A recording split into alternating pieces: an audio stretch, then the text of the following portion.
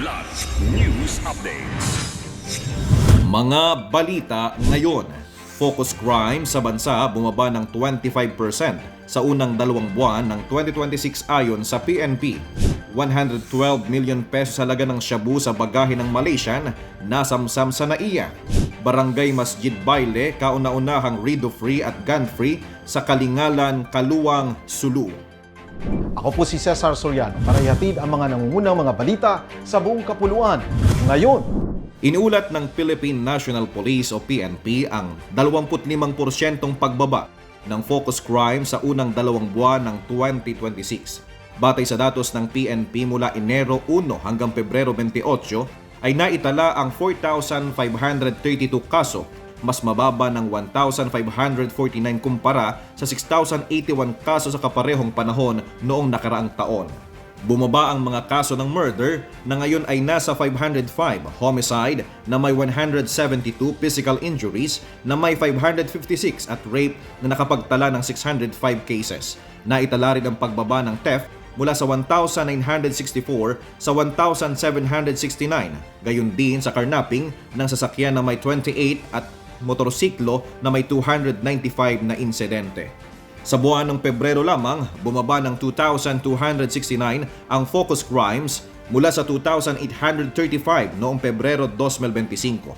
Ayon kay PNP Chief Police General Jose Melencio Naratates Jr., bunga ito ng mas maayos na deployment, mas mabilis na pagresponde at pinaigting na data-driven operations sa ilalim ng Enhanced Managing Police Operations.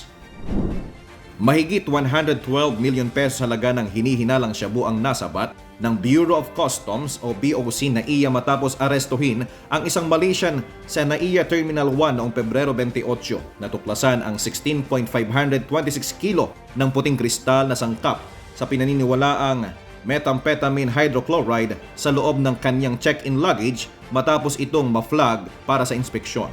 Pinangunahan ng Custom Anti-Illegal Drug Task Force katuwang ang NAIA Interagency Drug Interdiction Task Group ang operasyon.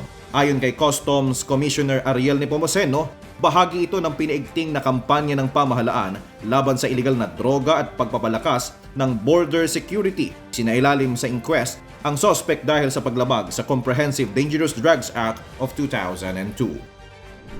Formal nang idiniklara ang Barangay Masjid Baile bilang kauna-unahang rido-free, gun-free at peace-centered community sa bayan ng Kalingalan, Kaluwang, Sulu noong Pebrero 28, 2026.